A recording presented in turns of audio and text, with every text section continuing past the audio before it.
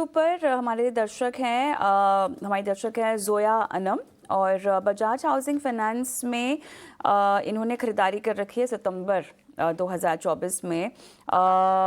इन्होंने 175 के आसपास के लेवल्स का जिक्र किया है। अब आगे इनको रुकना चाहिए या नहीं, ये सलाह मांग रही हैं बजाज हाउसिंग फाइनेंस और लगभग 1300 के आसपास इनके पास क्वांटिटी है।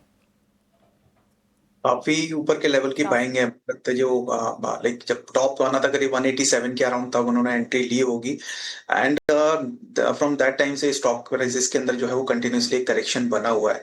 अभी भी हम देखें तो एक ब्रॉडर रेंज में प्राइसेस मूव करते हुए नजर आ रहे हैं। ऑन द हायर साइड 128 130 के अराउंड एक रेजिस्टेंस है, while on the lower side में 115 एक सपोर्ट का काम करता हुआ नजर आ रहा है। काफी ऊपर की बाइंग है, मुझे लगता है कि वो लेवल्स तो अभी एक्सपेक्टेड नहीं है। लंबी अवधि का अगर नजरिया लेके चल रहे हैं तो बने रहने की सलाह दूंगा, बट अगर शॉर्ट टर्म के लिए ये पोजीशंस ली है तो आई वुड सजेस्ट कि एक बार पुल बैक पे एग्जिट करने के बारे में सोचिए। और ऑन दी हायर साइड कोई भी अपॉर्चुनिटी मिलती है करीब 228 230 के आसपास में, तो वहां पर जो है वो एक बार एग्जिट करने की सलाह रहेगी स्टॉक के अंदर। है सलाह आपको बजाज हाउसिंग फाइनेंस पर मिलती हुई काफ़ी ऊपरी स्तरों की खरीदारी आपकी। कृष्णा प्रताप सिंह हमारे साथ इस वक्त फोन लाइन पर जुड़े हुए हैं। कृष्णा, अच्छा ठीक है, यूट्यूब के जरिए इन्होंने अपना सवाल पूछा है। 198 शेयर हैं इनके पास टाटा मोटर्स के और इनकी बाइंग प्राइस एक बार सचिन बता देता हूं 980 की।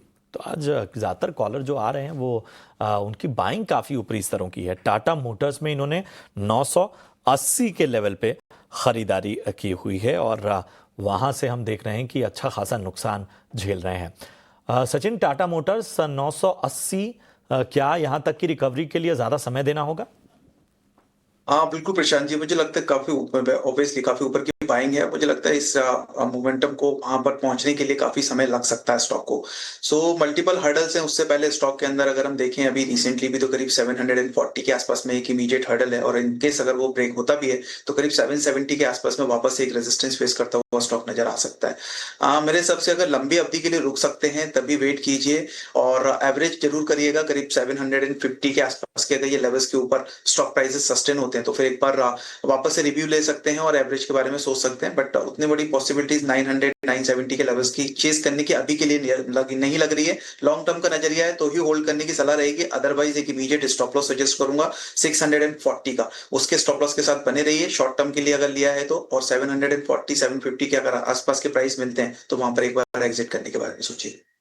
रणनीति है 640 का स्टॉप लॉस लगाना होगा, 740 या 750 तक के लेवल्स टारगेट के लिहाज से सचिन टाटा मोटर्स में रेकमेंड कर रहे हैं। जोधपुर से उमेश साहब फोन लाइन पर जुड़ गए हैं। नमस्कार सर, कैसे हैं? आई थिंक फोन लाइन यहाँ पे थोड़ी सी डिस्कनेक्ट हो गई है, लेकिन सचिन इनका सवाल हमारे पास है। HUL में खरीदारी कर रखी है एंड बाइंग प्राइस ये बता रहे हैं 4970 है और इनका नज़रिया लंबा है, रुकना चाहते हैं, अभी समय देना चाहते हैं।